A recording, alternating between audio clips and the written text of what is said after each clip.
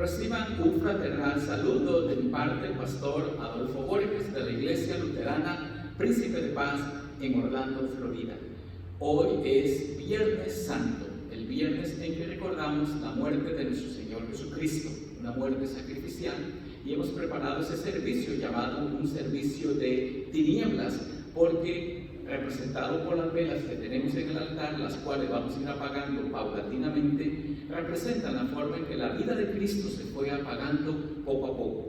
La vela central, llamado el cirio pascual, no se apaga porque esa es la lucecita de esperanza de que un día Cristo resucitará. Pero estamos en este Viernes Negro, Viernes Santo, donde estaremos recordando su muerte. Quiero invitar a todas las familias y amigos que nos están viendo por internet que estén pendientes a la pantalla, donde vamos a tener algunos cantos, algunas frasecitas que yo quiero que ustedes como familia en su casa repitan cuando yo les indique. Me acompaña la diaconisa Ligia y una hermana muy fiel de nuestra iglesia, Fanny Pirosca Berroa, que también estarán participando en las diferentes lecturas y aspectos de ese servicio. Invocamos la presencia del Señor. En el nombre del Padre, y del Hijo, y del Espíritu Santo. Amén.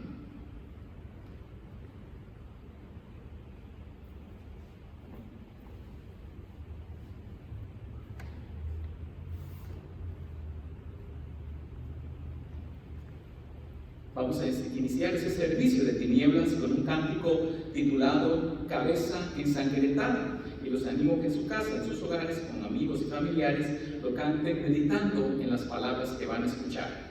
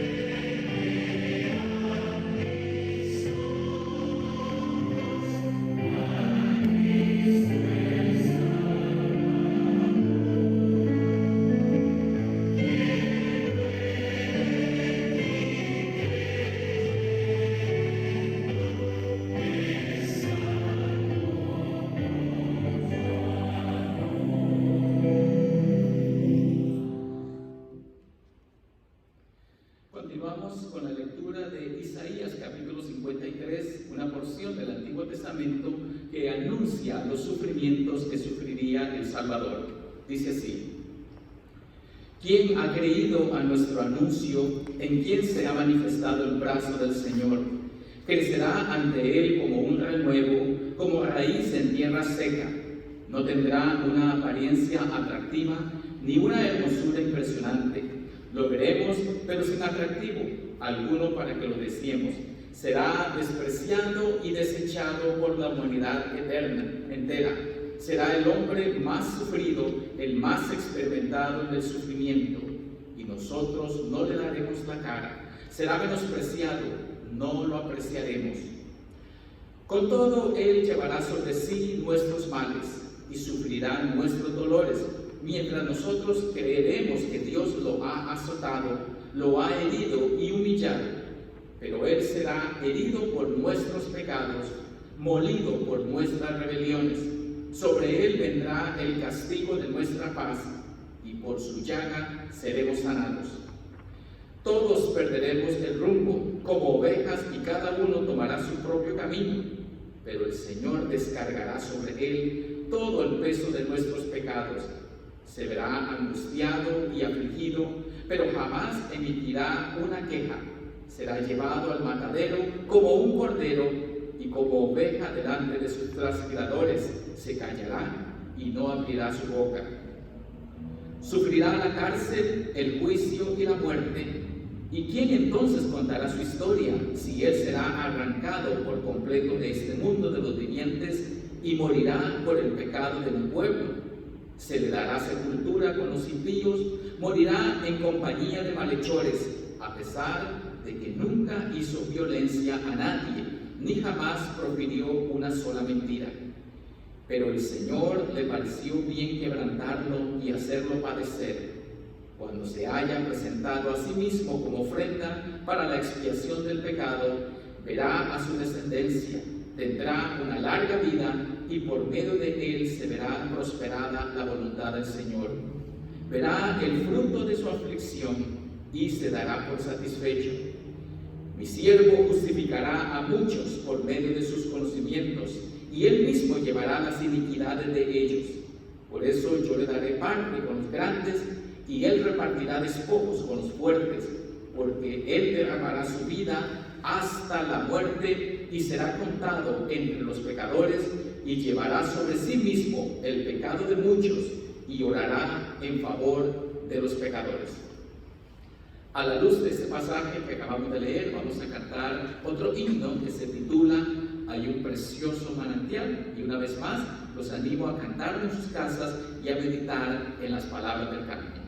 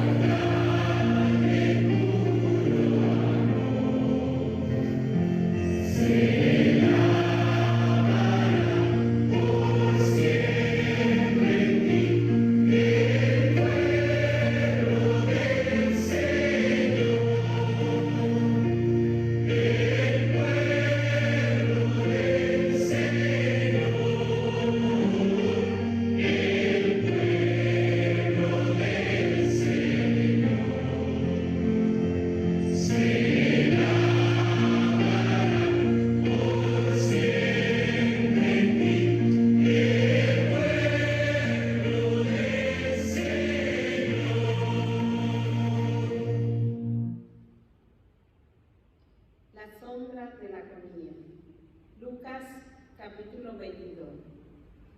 Jesús salió y conforme a su costumbre se fue al monte de los Olivos. Sus discípulos lo siguieron. Cuando llegó a ese lugar, Jesús les dijo: oren para que no caigan en tentación. Luego se apartó de ellos a una distancia como de un tiro de piedra, y allí se arrodilló y oró. Y decía: Padre, si quieres, haz que pase de mí esta copa, pero que no se haga mi voluntad, sino la tuya. Lleno de angustia, oraba con más intensidad, y era su sudor como grandes gotas de sangre que caían hasta la tierra. Cuando Jesús se levantó después de orar, fue a donde estaban sus discípulos, y a causa de la tristeza los halló durmiendo. Les dijo: ¿por qué duermen? Levántense y oren para que no caigan en tentación.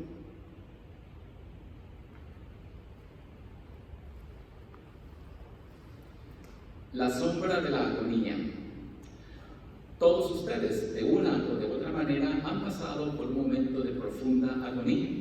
Quizás fue al doctor a hacer un examen médico y usted está pendiente de los resultados y quizás hasta se muerde las uñas expectante de lo que va a suceder. Quizás algún joven que escuche por allá está pendiente de ver si ganó la clase, si ganó el examen, si ganó la prueba. Otros estarán por tomar grandes decisiones de su vida: cambiar de trabajo, cambiar de casa, irse a otra ciudad, tantas cosas que pueden causar agonía en nuestra vida. La sombra de la agonía sobre Jesús se refleja en su tiempo de oración, porque se aisló con sus amigos más íntimos, esperando de ellos el apoyo, como todos lo hacemos cuando pasamos tiempos difíciles. Y lo cierto del caso es que cuando él más necesitaba ese apoyo de sus amigos, porque estaba a punto de morir, dice que sus amigos estaban profundamente dormidos. Es como tocar muchas veces una puerta esperando que alguien le abra y nunca le abre. Jesucristo no encontró en quién apoyarse en el momento más profundo de esta sombra de la agonía, y empieza por tanto su calvario. Digamos juntos: Señor, ten piedad de mí, pobre pecador.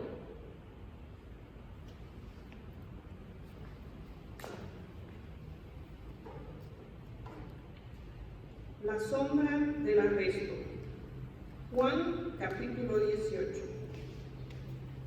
También Judas, el que le entregaba, conocía aquel lugar, porque muchas veces Jesús se había reunido allí con sus discípulos. Así que Judas tomó una compañía de soldados y algunos alguaciles de los principales sacerdotes y de los fariseos, y fue allí con linternas, antorchas y armas. Pero Jesús, que sabía todas las cosas que le habían de sobrevenir, se adelantó y les preguntó: ¿a quién buscan? Le respondieron: a Jesús Nazareno. Jesús les dijo: yo soy. Y con ellos estaba también Judas, el que lo entregaba. Cuando le dijo: yo soy, ellos retrocedieron y cayeron en tierra. Él volvió a preguntarles: ¿a quién buscan? Y ellos dijeron: a Jesús Nazareno. Respondió Jesús: ya les he dicho que yo soy.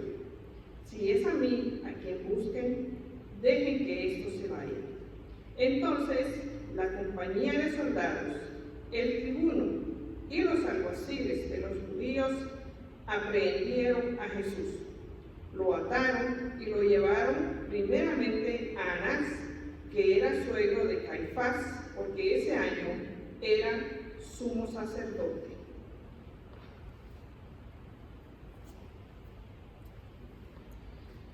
La sombra del arresto de Jesús. Cuando yo crecía en mi país, Costa Rica, recuerdo que cuando uno se metía en problemas, mandaban a la dirección. Ir a la dirección era algo terrorífico, era algo malo.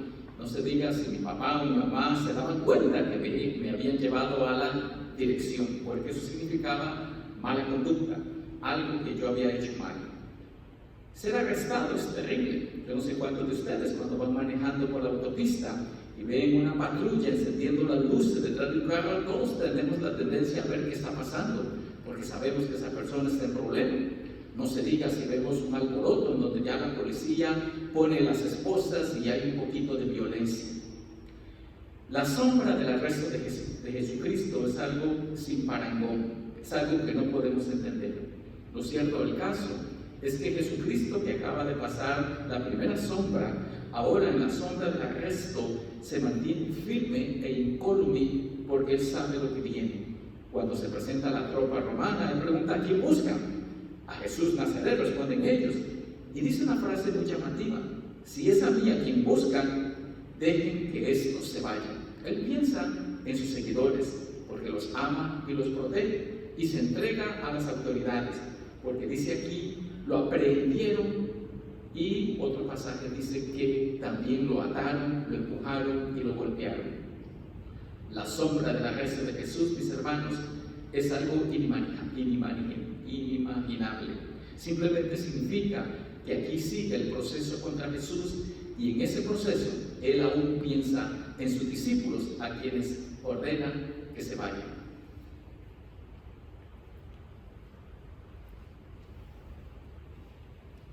Digamos juntos: Señor, ten piedad de mí, pobre pecador. Señor, ten piedad de mí, pobre pecador. La sombra de la negación. Lucas capítulo 22. Aquellos arrestaron a Jesús y lo llevaron a la casa del sumo sacerdote. Pedro lo seguía de lejos. En medio del patio encendieron una fogata y se sentaron alrededor de ella. También Pedro se sentó entre ellos. Pero una criada que lo vio sentado frente al fuego, se fijó en él y dijo: este también estaba con él. Pedro lo negó y dijo: mujer, yo no lo conozco. Un poco después, otro lo vio y le dijo: tú también eres de ellos. Pero Pedro le dijo: hombre, no lo soy. Como una hora después, otro afirmó: no hay duda. Este también estaba con él, porque es Galileo. Pedro le dijo: hombre, no sé de qué hablas. Y en ese momento, mientras Pedro aún hablaba, el gallo cantó. En ese mismo instante, el Señor se volvió a ver a Pedro, y entonces Pedro se acordó de las palabras del Señor cuando le dijo: antes de que el gallo cante, me negarás 3 veces. Enseguida, Pedro salió de allí y lloró amargamente.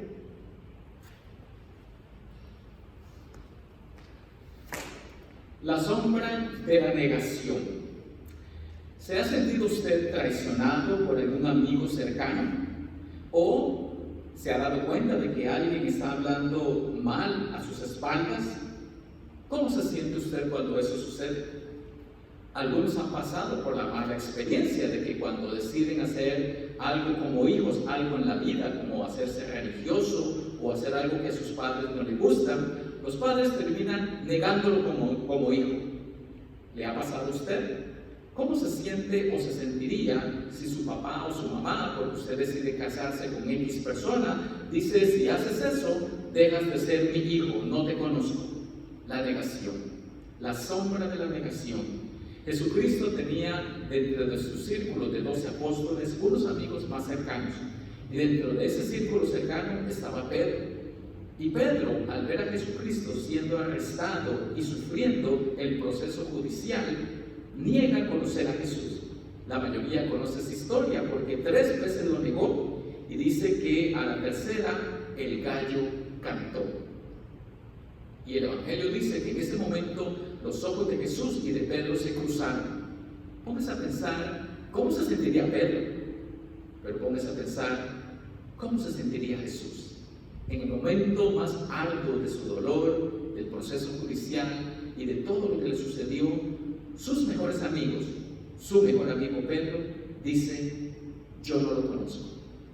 Pues Cristo pasa por ese sufrimiento para morir precisamente porque nosotros a menudo lo negamos con nuestros hechos, palabras y pensamientos.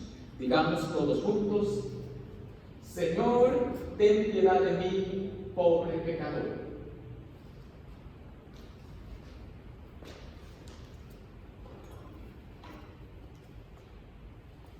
La sombra de la acusación. Marcos capítulo 15. En cuanto amaneció, y luego de reunirse los principales sacerdotes, los ancianos, los escribas y todo el tribunal para ponerse de acuerdo, ataron a Jesús y se lo llevaron a Pilato. Este le preguntó: ¿eres tú el rey de los judíos? Y Jesús le respondió: tú lo dices. Los principales sacerdotes lo acusaban de muchas cosas, así que Pilato volvió a preguntar: ¿no vas a responder? Mira de cuántas cosas te acusan.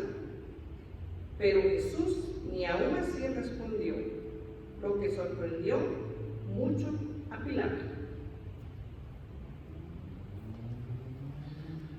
La sombra de la acusación. ¿Le han levantado falsas acusaciones a usted? Alguien ha dicho que quizás usted se robó el lapicero, la moneda o algún adorno en la mesa de un restaurante. ¿Cómo se ha sentido usted cuando la acusan de algo que usted sabe que no ha hecho? Cuando a Jesucristo lo arrestaron, dice esta porción del Evangelio de que los judíos y los principales sacerdotes lo acusaban de muchas cosas.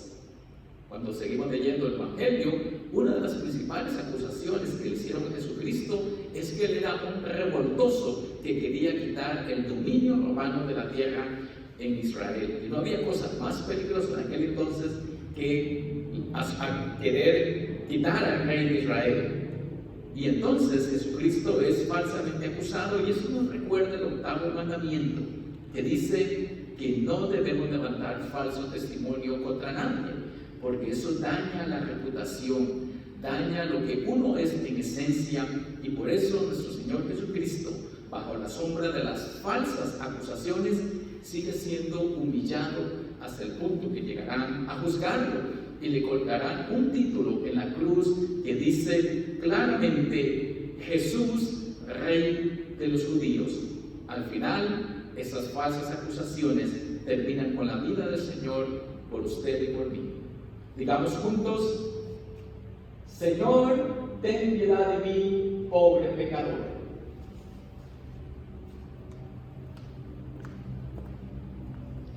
La sombra de la burla. Marcos 15. Los soldados lo llevaron al interior del atrio, es decir, al pretorio, y llamaron a toda la compañía. Lo vistieron de púrpura, le colocaron una corona tejida de espinas y comenzaron a saludarlo: ¡Salve, Rey de los judíos! Los golpeaban en la cabeza con una caña y lo escupían, y doblaban las rodillas para hacerle reverencias.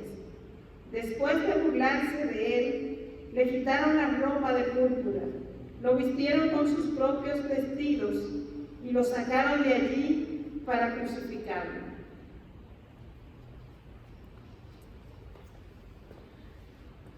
La sombra de la burla. Cuando usted ha venido a la iglesia, se ha dado cuenta que en esta época de Cuaresma utilizamos el color púrpura. No sé si usted se ha preguntado por qué utilizamos el color púrpura, porque ese color era vestido especialmente por la gente importante, los reyes, los poderosos, los acaudalados.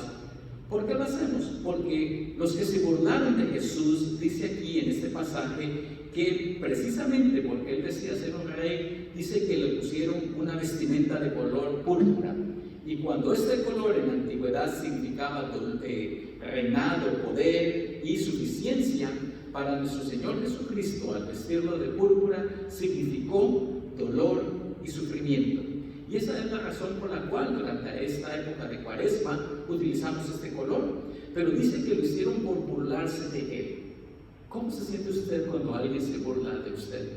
Si hay algo que probablemente nos moleste y nos enoje profundamente, es cuando nosotros somos serios hablando y alguien se burla de nosotros. Jesucristo sufrió la burla y esta burla se convirtió en golpes, escupitajos, una corona de espinas, latigazos y al final la muerte misma en la cruz. Digamos juntos: Señor, ten piedad de mí, pobre pecador.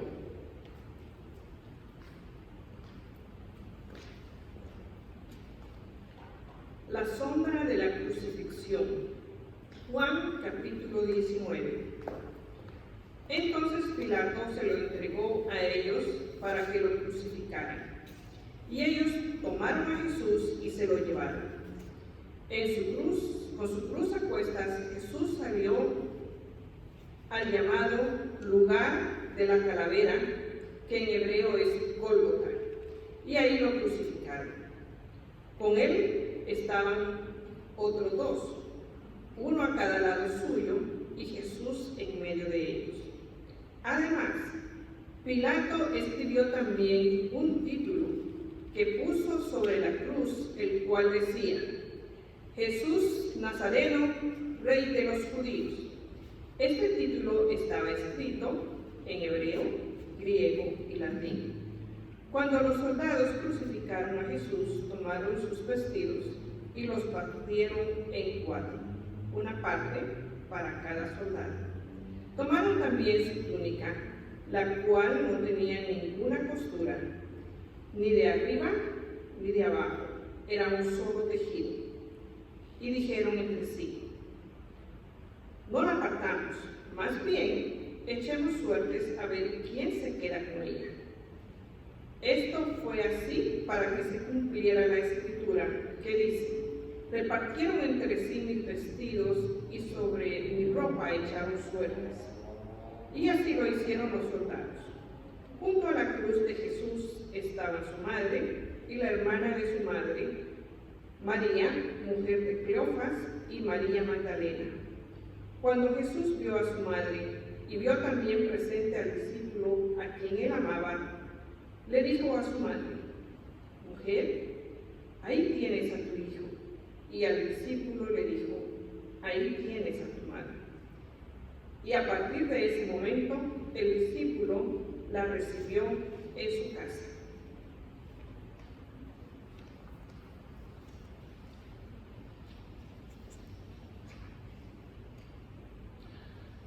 La sombra de la crucifixión. El Imperio Romano reservaba el castigo de muerte por crucifixión para los delincuentes más peligrosos o para los que cuestionaban la autoridad romana. Cristo sufrió la muerte por crucifixión. Era una de las muertes más crueles, lentas y sufridas que alguien pudiera sufrir. Y pasaban quizás unos 2 o 3 días antes de que la persona efectivamente muriera. Era también exhibido públicamente para que los que pasaban y veían a esas personas colgadas de la cruz escarmentaran y se portaran bien.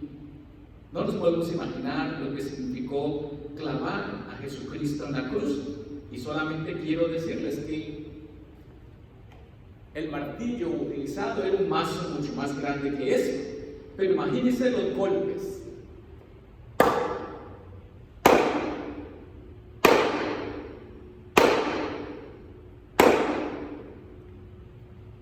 Ese fue solo el inicio del sufrimiento de Cristo colgado en la cruz, porque su agonía fue larga, duradera y al final expiró.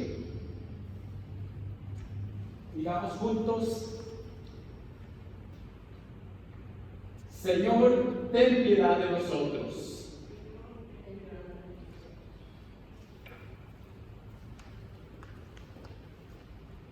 La sombra de la muerte.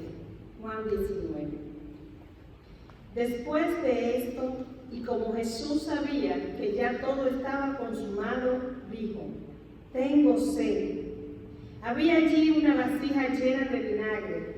Entonces ellos empaparon una esponja en el vinagre, la pusieron en un hisopo y se la acercaron a la boca. Cuando Jesús probó el vinagre, dijo: consumado es. Luego inclinó la cabeza y entregó el Espíritu. Como era la preparación de la Pascua, y a fin de que los cuerpos no se quedaran en la cruz durante el día de reposo, ya que aquel día de reposo era de gran solemnidad, los judíos le rogaron a Pilato que se les quebraran las piernas y se les quitara de allí. Entonces los soldados fueron y le quebraron las piernas al primero, lo mismo que al otro que había sido crucificado con él. Cuando llegaron a Jesús, como lo vieron ya muerto, no le quebraron las piernas. Pero uno de los soldados le abrió el costado con una lanza y al instante le brotó sangre y agua. Porque estas cosas sucedieron para que se cumpliera la Escritura: no será quebrado ningún hueso suyo. Además, hay también otra escritura que dice: mirarán al que traspasaron.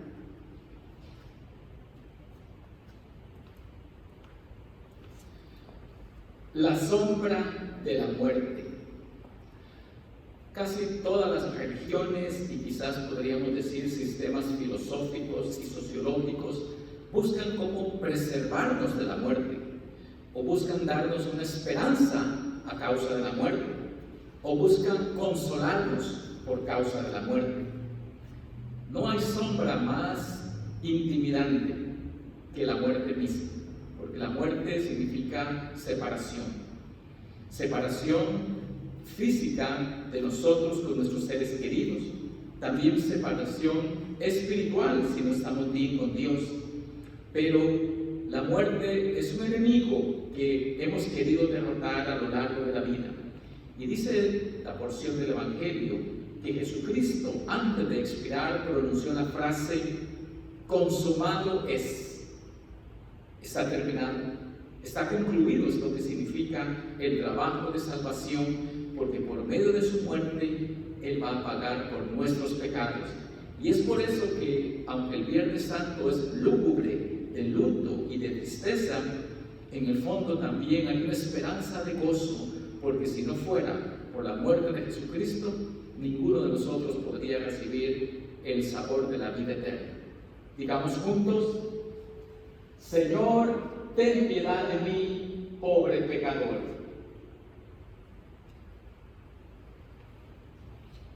Retiramos el cirio pascual como símbolo de que la vida de Cristo se apaga, pero hay una llamita de esperanza de que Él vencerá la muerte.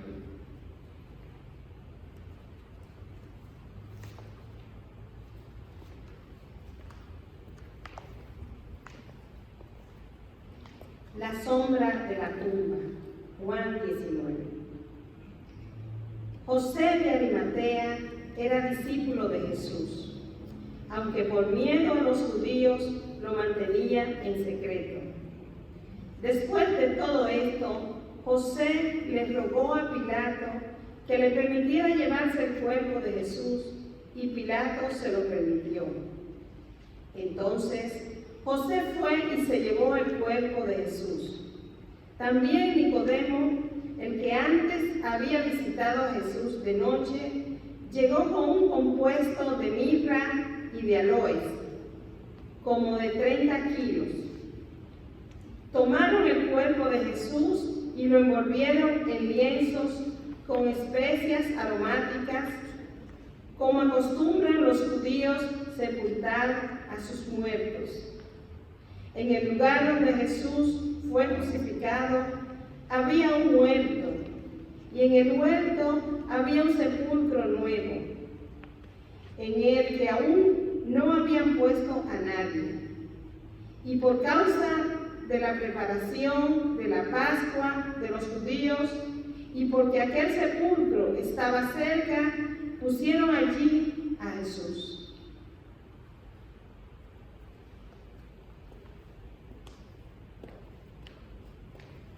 Digamos juntos: Señor, ten piedad de mí, pobre pecador. Vamos a cantar este himno de forma meditativa, pensando en la letra y pensando en la muerte de nuestro Salvador Jesucristo. El título del canto es En el Monte Calvario.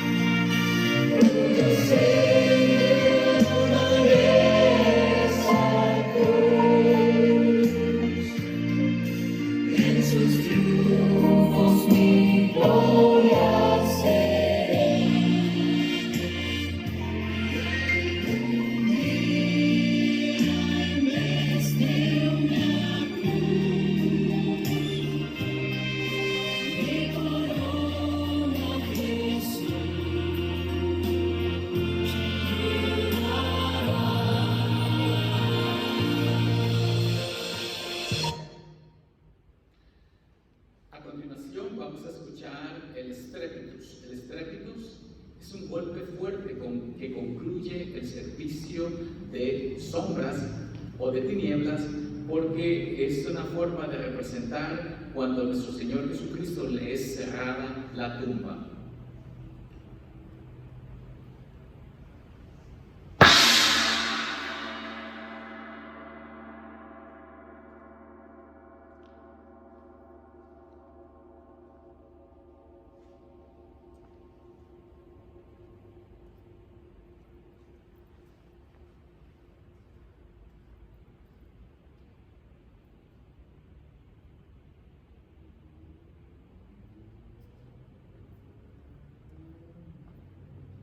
Para concluir ese servicio de tinieblas, les invito a que oremos como nuestro Señor Jesucristo nos enseñó. Padre nuestro que estás en los cielos, santificado sea tu nombre. Vénganos tu reino, hágase tu voluntad, así en la tierra como en el cielo. El pan nuestro de cada día, dánoslo hoy, y perdona nuestras deudas, así como nosotros perdonamos a nuestros deudores. Y no nos dejes caer en la tentación, mas líbranos del mal, porque tuyo es el reino, el poder y la gloria, por los siglos de los siglos. Amén. Solamente concluyo diciéndoles que el domingo de resurrección, que es ese domingo que viene, el 12 de abril, vamos a transmitir otro servicio en conmemoración de la gloriosa resurrección de nuestro Señor Jesucristo. Mientras tanto, seguimos meditando en su muerte por nosotros. Bendiciones y que la paz de Cristo quede con ustedes.